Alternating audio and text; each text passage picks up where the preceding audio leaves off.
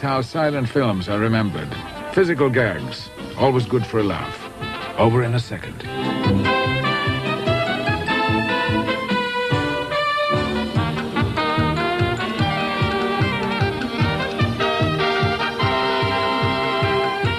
But behind the comedy lay a world of painstaking planning, immense courage, and physical skill. The world of the stuntman.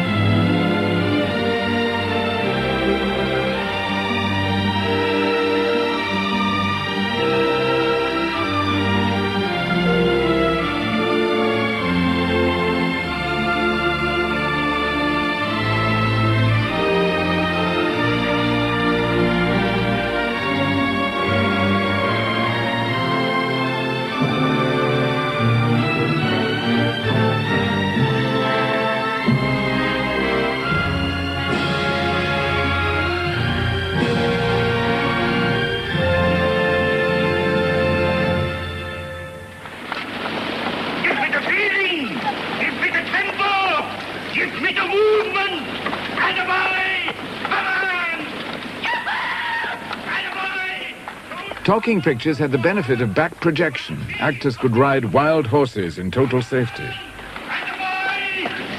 Okay. 15 minutes for lunch.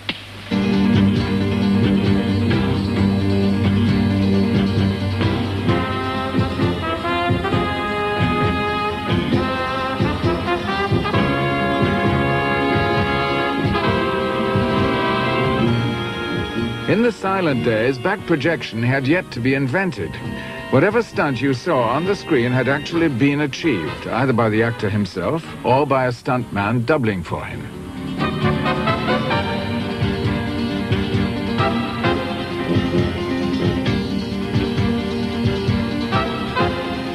Actor, Monty Banks. Stuntman, Harvey Parry. Monty Banks, Harvey Parry.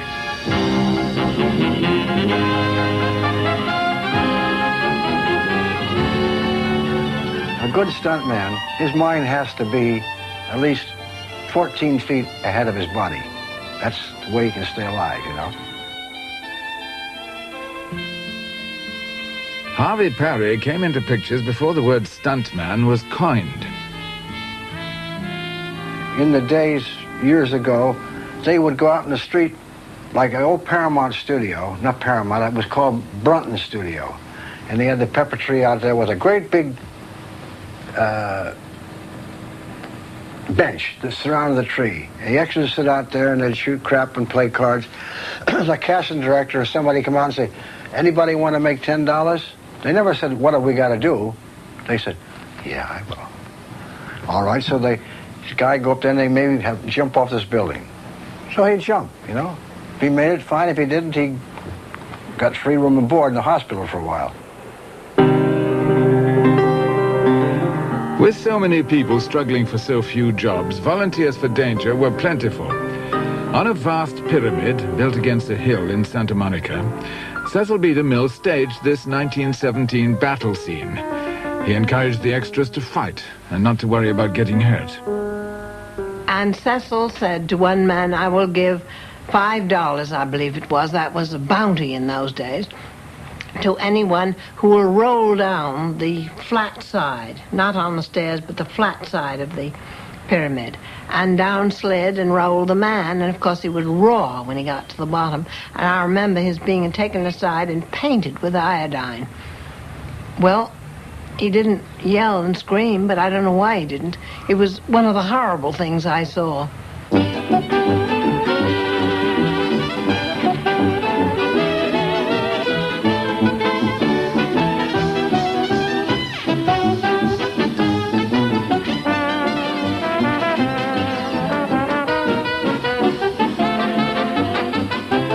Stunting in the silent days was a job with few veterans.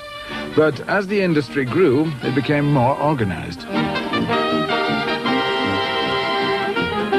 High dives up to 60 feet were paid at $1 a foot. Upsetting a wagon, $30. Being dragged through the sagebrush, $20 extra. Motorcycle to plane transfer, $100. But often, stuntmen were on a weekly salary, $150 to do everything.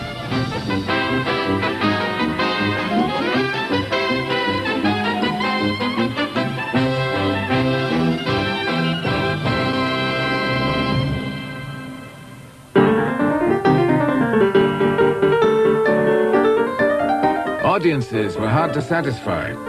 Each week on the news weeklies, they could see real crashes like these. They would not accept fake crashes in the weekly serial. Harvey Parry specialized in car wrecks. That was uncalled for. I couldn't help it. The car just got away from me. Maybe I was going too fast. And it was an old, I think it was an old Winton or something like that, an old car, open car. And I got it broadside, and it went over. Instead of going over, boom, and coming back on its wheels, it went over a couple of times and bounced right across the camera. Cameramen had a keen appreciation of the stuntman's skill.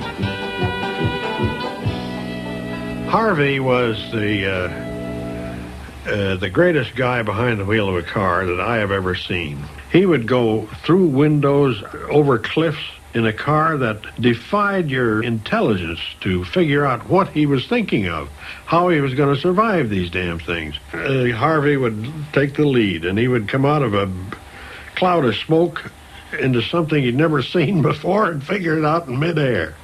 He had the guts of a wildcat. In the old days, when they used the Model T Fords, the brakes weren't worth a hoot, you know.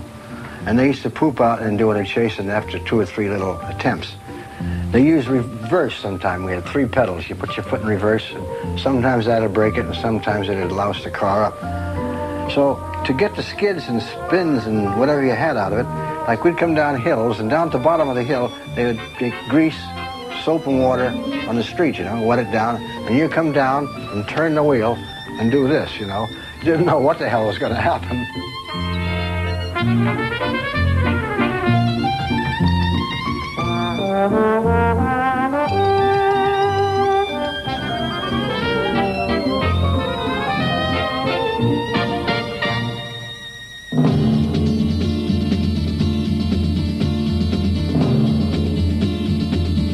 The big stars seldom took big risks, but lesser-known actors, particularly in westerns, were expected to do at least some of their own stunts.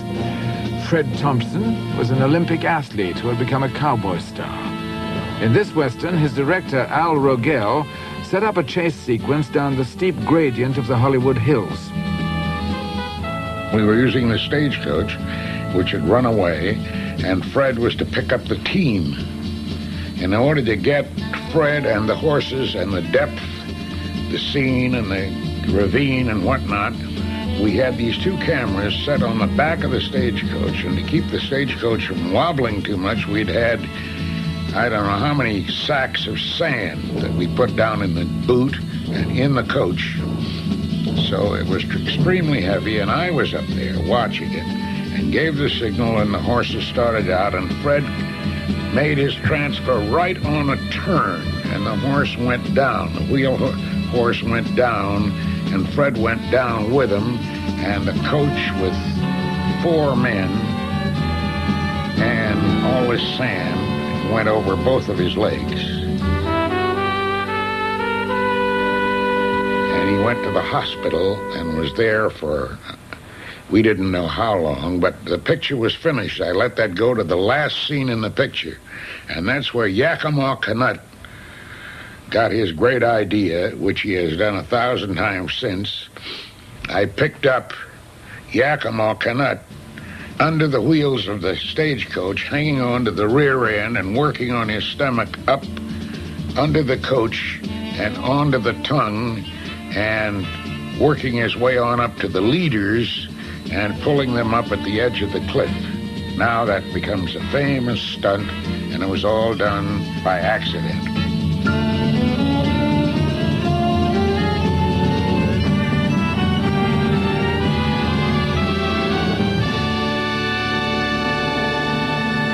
Raised on a ranch, Yakima Canutt won so many rodeo trophies that he was signed for pictures as a cowboy star himself. But what fascinated Canutt were the mechanics of stunt work. When I first went into pictures, there was falling off a horse, upsetting wagons, rigs, what they called a bulldogging, where you'd ride up alongside of a man, grab him, pull him off the horse, go down between the horses. Half the time, horses would step on you and skin you all up. So I started taking these gags and building them up, making them a little different. The bulldogging, I pulled my stirrups up shorter, ride up, I'd make a jump and light on behind the fella and grab him and turn a flip off the horse backwards with him. I tried to keep one notch ahead of the rest of the stuntman, which there wasn't too many of them in those days anyway. In 1926, Canutt starred with a horse called Rex. Rex had already killed a man in Colorado. This was a horse that you had to keep your eye on at all times. Even though I rode him in the scenes and worked with him a lot, you never could tell when he was going to turn and attack you. Rex was more dangerous than Canutt expected. He gave the director, Fred Jackman, an ultimatum. Told him I'd do the scene under one condition. He'd let me take the horse and take him into the training stable, take him into the arena and work him for 1 hour. And he said, well, what do you do? I said, well, I'm going to take a billiard cue and a whip. I hope I don't have to use the billiard cue, but when I come out of there, he'll have a little respect for me. And so the director said, well, okay. He owned half interest in the horse. He said, okay, go ahead. So I took him, and this horse, I put him through, he's worked fast. I kept making him work faster and faster till I got him angry. And then he turned and charged me, and when he did, I just backed up, sliced him across the nose with this buggy whip, backing up to get my billiard cue. And we come back and we did the scene, he charged in, and every time I'd holler at him, he'd stop.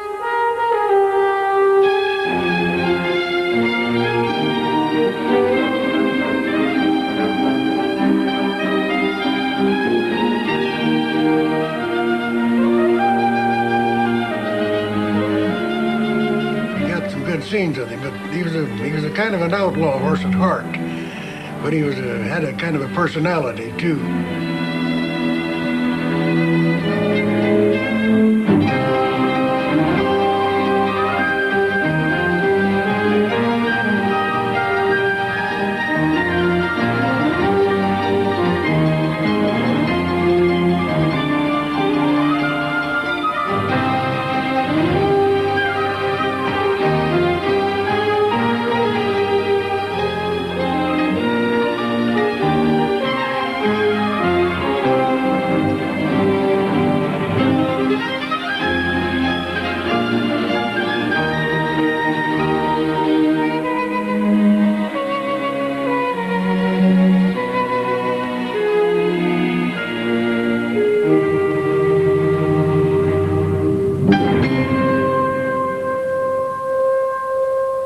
But you see, you had a different breed of cat then than you have now.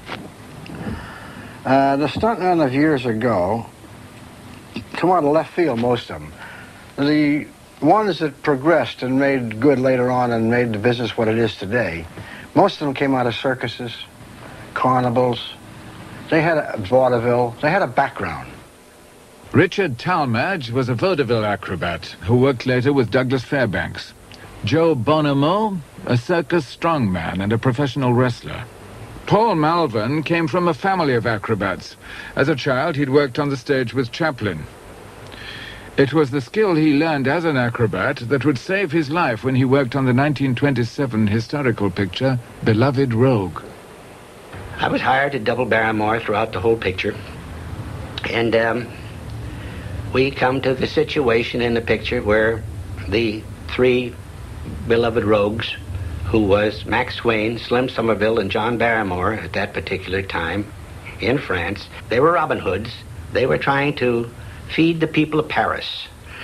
So up on the tops of the walls of Paris, they had a great big catapult built, which was about 30 feet long, and the vagabonds were up there filling this thing with cabbages and carrots and turnips and so and whatnot, food enough to throw it into the city of Paris for the poor people.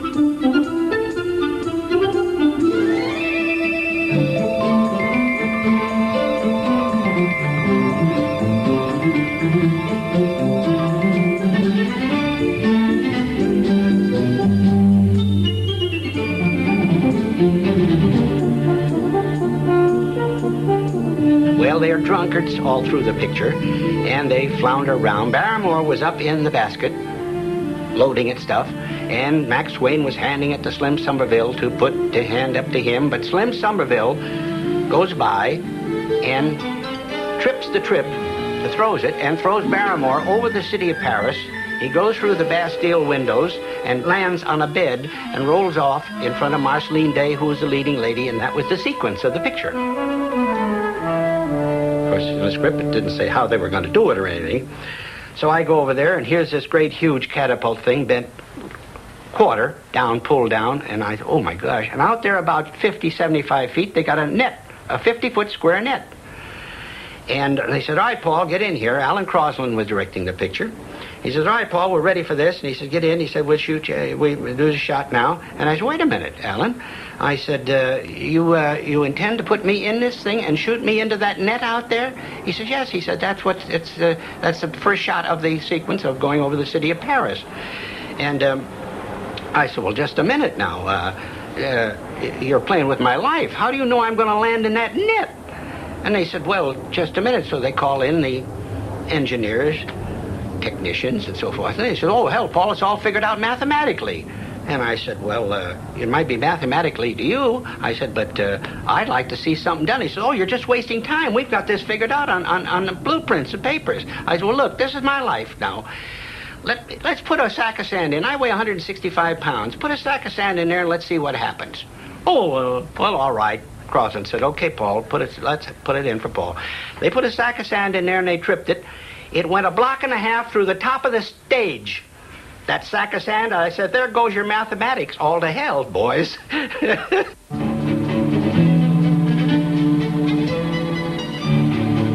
Malvern made them test the stunt repeatedly with sacks of sand until they'd got the range right. Then he did it. But another angle and a further stunt were required. Now that was quite a deal. I had to do an 80-foot net dive, and it was off the top of the stage, and all the way down the top of the stage, they'd have peaks and the tops of buildings built on a side angle. The camera then was placed on a side angle over on the side. So consequently, when I dove off into the net, and they shot it from the angle that they would straighten it out, I was going over the tops of the buildings and the points and everything else. I did that in 2 different deals so that we had showing me progress across the city of Paris. And I got up 15 feet and dove through that. Of course, I had plenty of mattresses on the other side. Dived through the candy window. Now that was the progression of the first catapult over the city in 2 shots, through the outside window. Then they come on the inside and rebuild the candy window, new candy window, and the bed is there. And now I could stand right outside of the window and dive right straight through, down onto the bed, and of course they'd cut and Barrymore would come in right after that.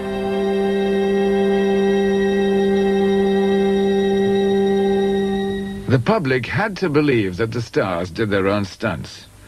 With a star like Douglas Fairbanks, they wanted to believe it. The big stars did not do their own stunts. The studios stopped them from doing them because if a star got hurt, it stands to reason everybody was laid off. The show couldn't go on. So it's much easier if they hurt a stuntman than it is to hurt the star.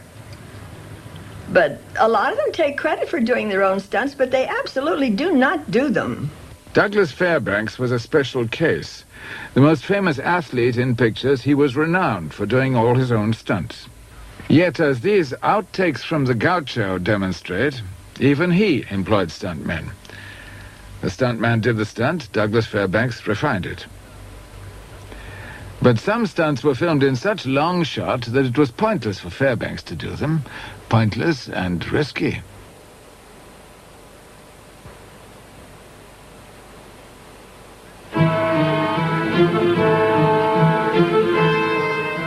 Fairbanks always gave his audiences outstanding value. He combined an enthusiasm for history with a bravura sense of filmmaking.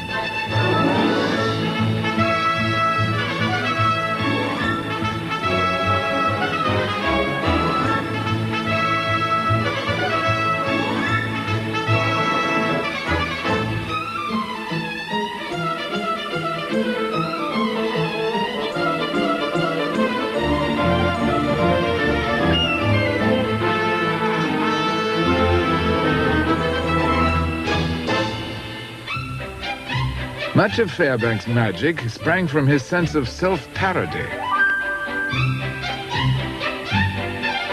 He relished the chance to introduce in each new picture more and more ingenious tricks and stunts.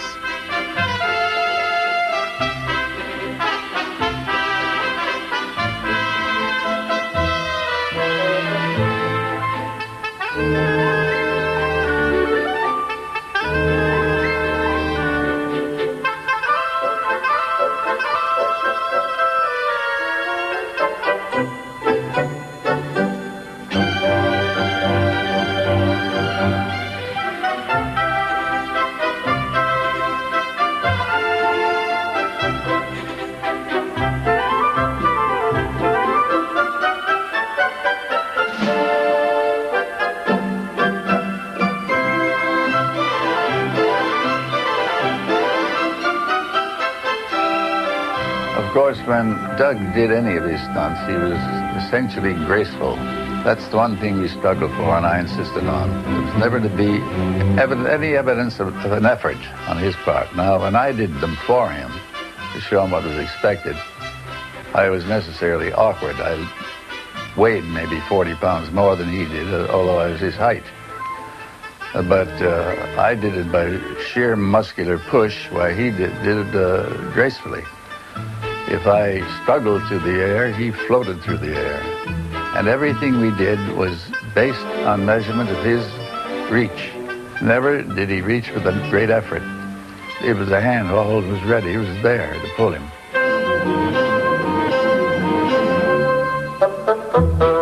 And so when he did these things, it was artistic and based on the fact that it was measured. We had stairs specially built so that he would gracefully go up and down them.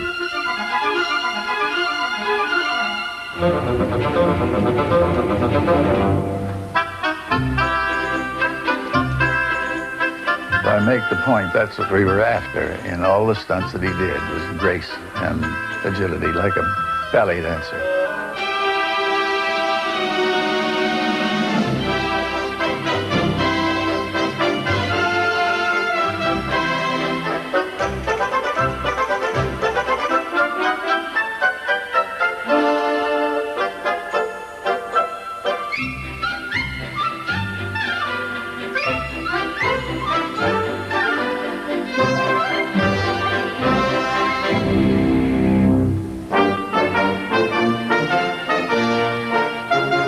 Black Pirate, directed by Al Parker, Fairbanks captured a Spanish galleon single-handed in the new process of Technicolor.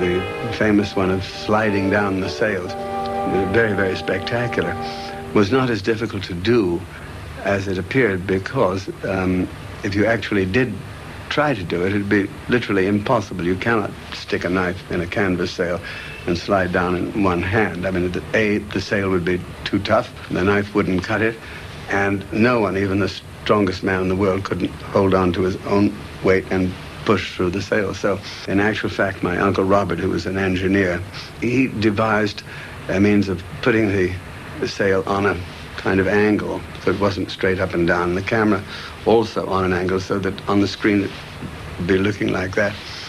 The sail had been pre-sliced and then stitched up invisibly, so with a minor stitching so it would split anyway. And so in one scene the knife would go in, be a quick cut away, and the next time actually there was a fixed knife was already there with a counterweight back of the sail that you didn't see, that you just hold on to like a lift, something with a counterweight and wires that would just haul him down through this pretty sail.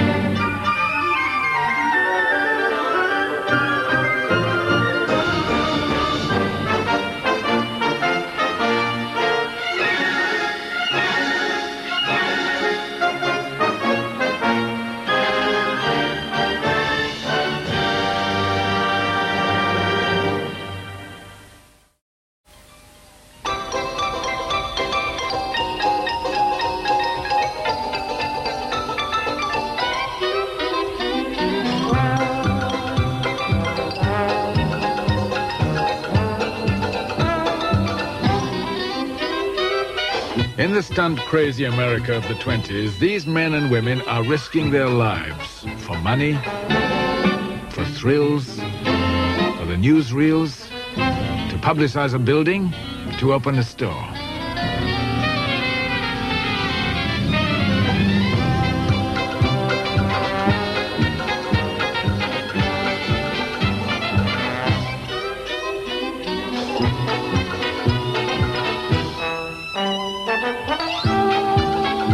When comedian Harold Lloyd saw a human fly climb the Brockman building in downtown Los Angeles, he was horrified, hid his eyes, and had the idea for his most famous comedy, Safety Last.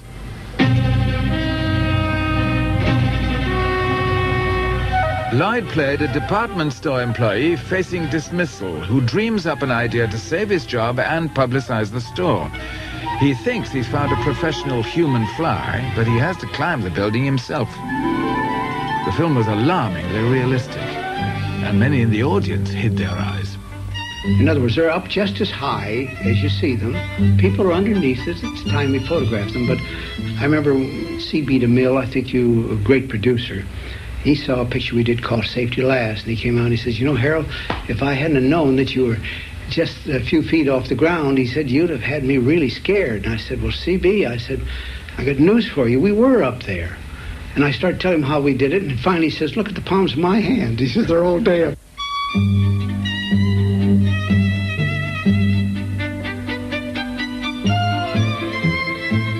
The idea that Harold Lloyd climbed the building entirely alone has long been accepted, but he didn't. I doubled Harold, and every precaution that I wanted in climbing the buildings and so forth, anything protection I wanted, I could have. The only one thing I couldn't have was publicity, which was all right with me. I didn't care. What did it mean to me? Nothing. I never mentioned that I doubled Harold Lloyd until Harold passed on. The human fly in this shot is Harvey Parry. This is Harold Lloyd.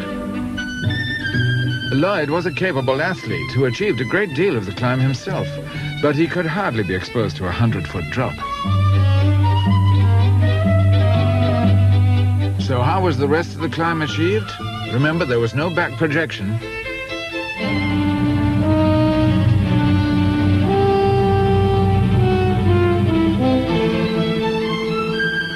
Lloyd had to be as high above the ground as he appeared to be. The answer was as simple as it was ingenious.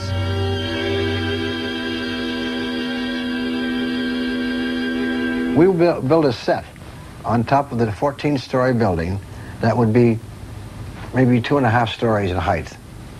Right on the edge, facing in toward the roof of the building. Now, when they photographed it in such an angle that it looked like it was on the opposite side of the street, and you could see all that traffic underneath you.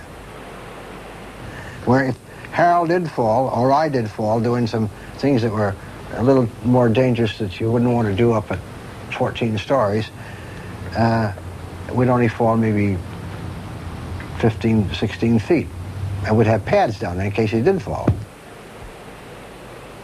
Harold Lloyd, a lot of people didn't know it, only had part of a hand. On his right hand, it was blown off by a firecracker in a still picture one time. If you ever notice, he'd hang mostly with his left hand because he couldn't hang with the right.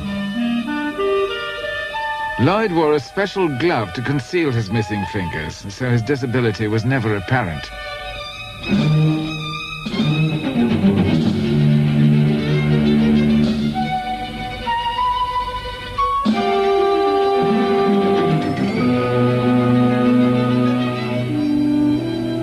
Harold couldn't stand height, although he did safety last and feet first in those things.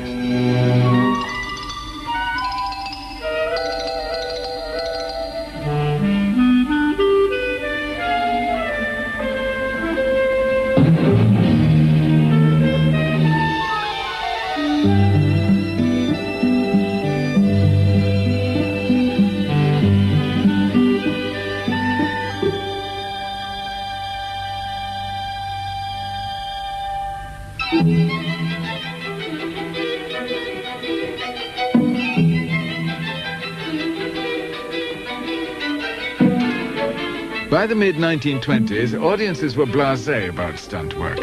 They imagined it was all perfectly safe. They expected stunts which patently could not be faked, in particular violent air crashes.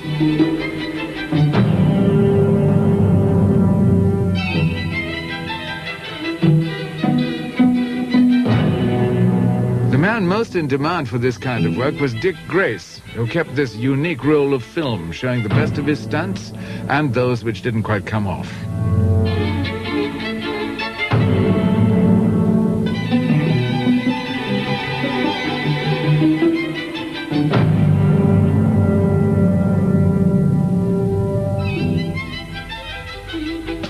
The aviation epic Wings involved the best flyers the Air Corps could produce, yet the stunt work was still entrusted to Dick Grace.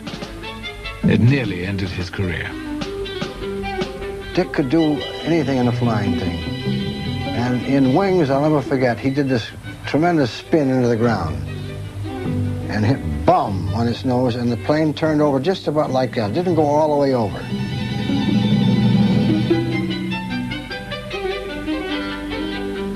And we all ran over because we figured he may have got hurt, you know. Billy Wellman was there, and Bill says, "You all right, Dick?" Dick says, "I'm okay." He said, "Well, come on out." So Dick undid his belt, not figuring he would hang it upside down, and right on top of his head and broke his neck.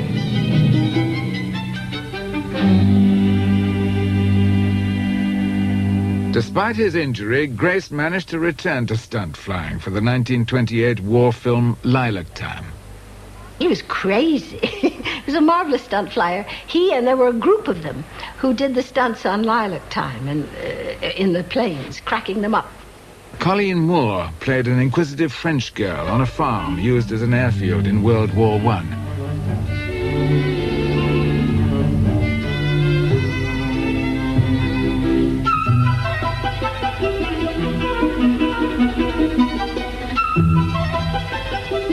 And I'll never forget, Dick came to the director and he had a stick, and they walked out and he said, "Now," and he drew a cross in the dirt. He said, "Is this where you want me to crack up?" And the cameraman and the director said, "Yes." Now he said, "Do you want me with the wings toward you, or do you want exactly how the crack up was?" And they told him. And he took a little saw and he began sawing this plane apart. And then he went up and came down and cracked exactly as he said.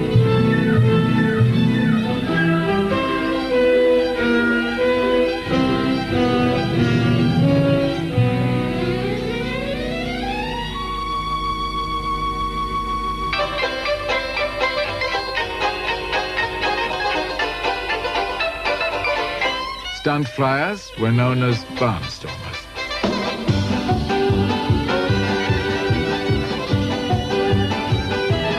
The newsreels, always looking for action, were ideal screen tests for the most daring pilots and wing walkers.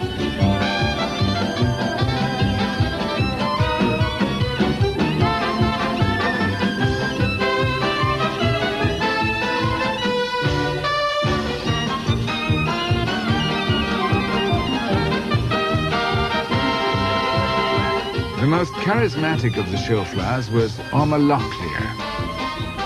He won his reputation in the Air Corps, climbing out repeatedly onto the wings and even the axles of aircraft in mid-flight. He found such danger exhilarating. In 1919, for the newsreel cameras, he performed a plane-to-plane transfer without a parachute. Locklear was hired for pictures. This Ormer Locklear was a very popular man, very interesting man, very daring young man, and he took all the stars up, and every time he came to the studio, I succeeded very tactfully in avoiding him, you see, because I was scared to death of the guy. I wasn't scared, but I wasn't particularly interested. I was having too much fun on Earth. So he stopped me in the hallway and he said, "I know, you're Leatrice Joy." And I knew who he was, you know, and I made like I was very weak and about to die, you see, so he wouldn't think I was too robust to take up there. But anyway, he said, "You know, you're the only star. Now, come on now, let's make a day of it." So I said, "All right." So he said, "Right now." So I said, "All right." So we went out, and this plane, of course, when you see the ones of today, if you can catapult yourself back to a little cracker box, so help me heaven, with 2 single seats, one in the front and one in the rear, you see. And I got in this thing, and we started zooming up like that, you know, and I, as I said, I always controlled myself in a moment like that, and I said, "Now you're in it, now enjoy it, you know, and just be your age, you know." And he made an eminent curve, one of those things like that, you see, and then the reverse of it, and all those kind of things. And I thought I had had enough, you see, so I made some kind of gesture to him, and I did this, meaning, take me down, you know. I was throwing in the sponge and giving up completely because I'd had enough of it. And he did this to me, and I thought, what's he so happy about taking me down? And all of a sudden, he zoomed up, and he went into the most daring of any of those stunts, the falling leaf. You go down and down and down till you practically pick buttercups, you see, and then he stops. And he ran to the back of it, and he picked me up, and he said, "Congratulations, you're the only star with guts, Miss Joy. You're the only one who asked for the falling leaf." Yum, yum, yum, yum. And I didn't have the courage enough to say, that was my sponge I was throwing out, you know. Locklear was particularly interested in an actress called Viola Dana. I looked at this great, big, handsome man, and he looked at me, and he said, "Would you like to go up with me?" I said, yes, I would. I'd love it. And he had green eyes, too. And I want to tell you, we looked at each other, and up I went with him in one of those old jennies. I afterwards found out, well, that was it. I guess we fell in love immediately.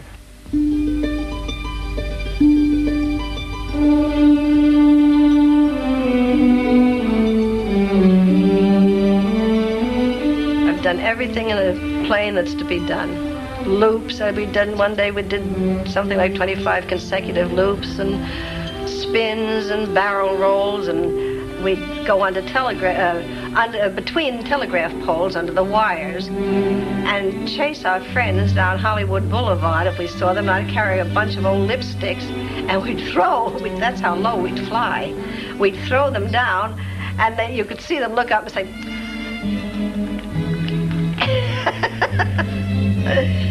of course, I think they got after him, too. He had to leave town. He hid out for about a week. Locklear continued to appear at shows around the country, keeping in touch with an anxious Viola Dana by telephone and telegram. "There's nothing dangerous in the work," he insisted. "I do absolutely nothing that could be called a risk of life. Everything I do is planned methodically and is absolutely safe." Fox brought him back to Hollywood to star in The Skywayman in 1920. Aerial scenes were photographed at the DeMille airfield next to the oil fields. He was making a picture for Fox.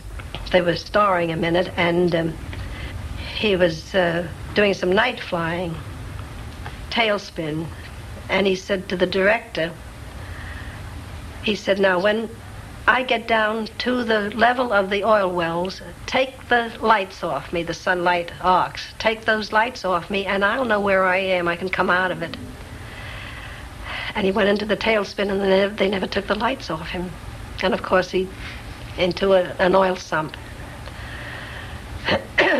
I guess there was practically nothing left of him because those jennies, you know, they were very fragile. Somebody picked me up I started to run for the plane, and somebody said, grab her and take her home. And I guess I was just kind of crazy. I couldn't believe what had happened. And when you're young, those things are very shocking. I don't even like to talk about it. Fox rushed the Skywayman into release and announced that a share of the profits would be given to the families of Locklear and his co-pilots. 10%.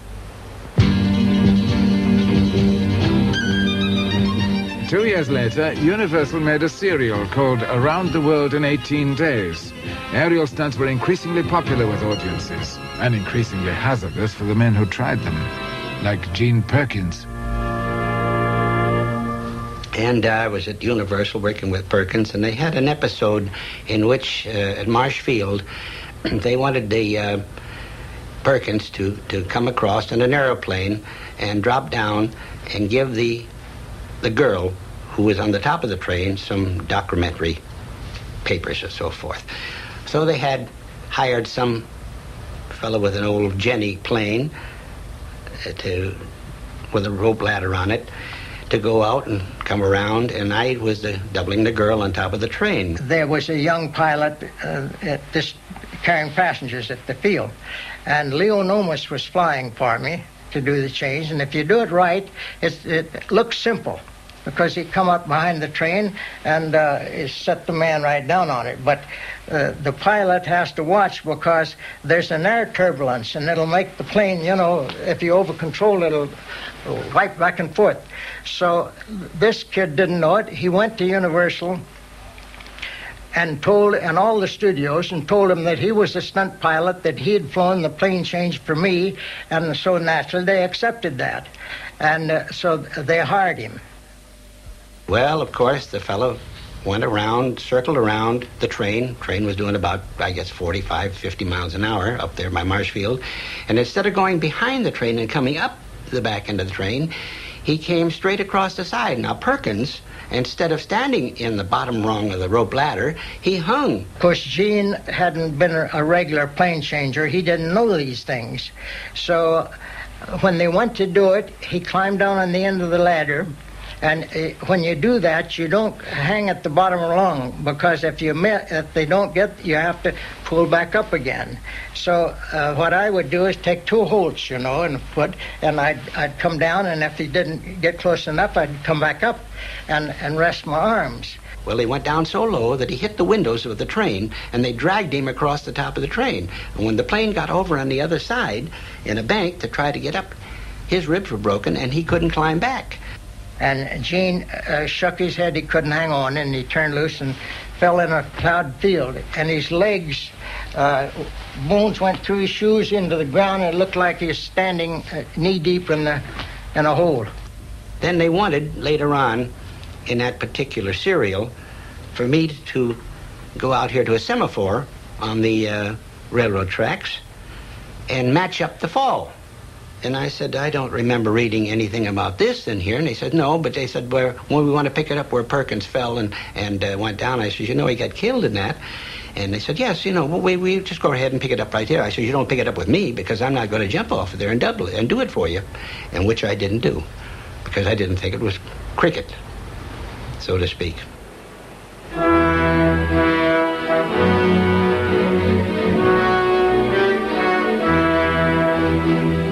MGM's epic, The Trail of 98, was a story of the Klondike Gold Rush. Shot on location, no expense spared.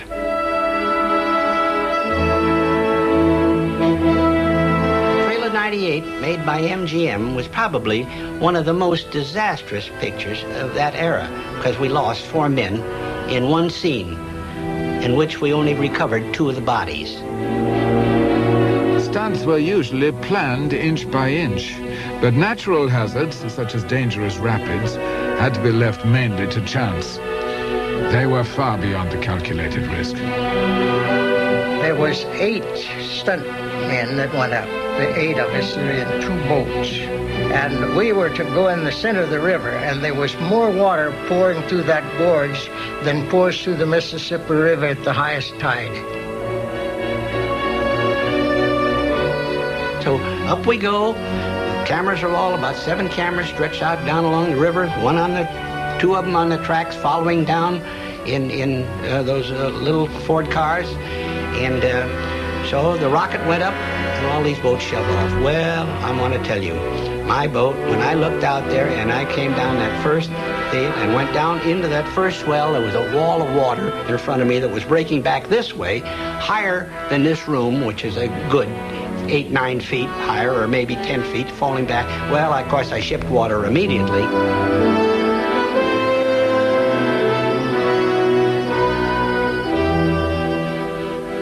We were in the center of the stream, and the waves were like breakers in the surf. And we were going 35 miles an hour because the camera were on a Ford car with flange wheels, and they ran down a railroad track right down the gorge.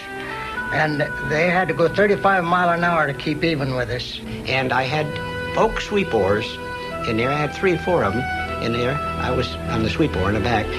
And to try to hold that boat straight, it got about 1.5 feet, 2 foot of water in it. And I lost control, and those sweep oars would just break. I was just bending them, trying to keep that thing straight. Well, of course, all boats were going over, and men was going out, down, and everything. It was just a catastrophe.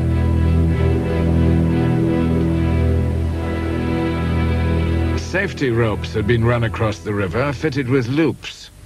The second unit director was supposed to arrange for the loops to be reinforced with wire, which would hold them open. But he didn't. There was no loop in the end. When it done, it just wound up, and it's like a hard twist rope with frozen stick. So the 2 men that grabbed the rope, when they slid on the rope, they slid down to the end of the rope to get the loop because their hands are cold, and they come down and there's nothing but a frozen, twisted rope, and they couldn't hold on from the ice water on their hands, and they had to turn loose. So they tried to start swimming to shore, and one man, he made it. But he made it part way. And the other man, we saw him going right on down the stream, and there's a big boulder size of a small bungalow that the water would hit and spew up over, and he went into that, and it hit and knocked him, and we knew he was dead. And he went on down into the glacier lake. I finally got the boat landed ashore. Not landed, but got out of it and let it go. Then we started searching for help anybody that was stuck.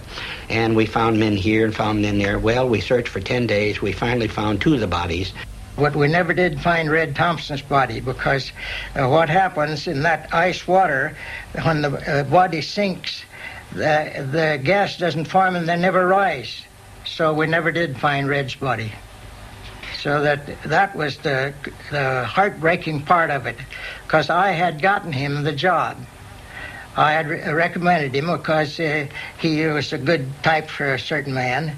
And I thought, well, now, if I hadn't gotten him the job, he'd have still been here. But that's part of the hazard of the game.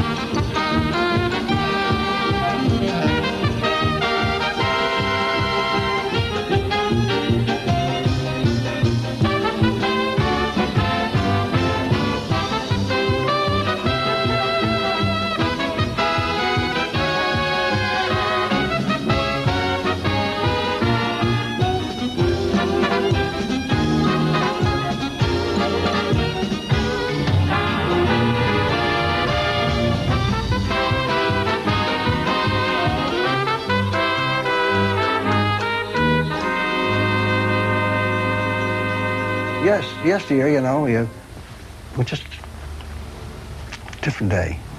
Just a different day. I wished I could really explain. I wish I could really give what's in here out to you there. Of the greatness of the old days. They made good pictures, too. Pretty good pictures. You know, with a box lunch and a $2 bill and a roll of film. That's what it was. But it was great.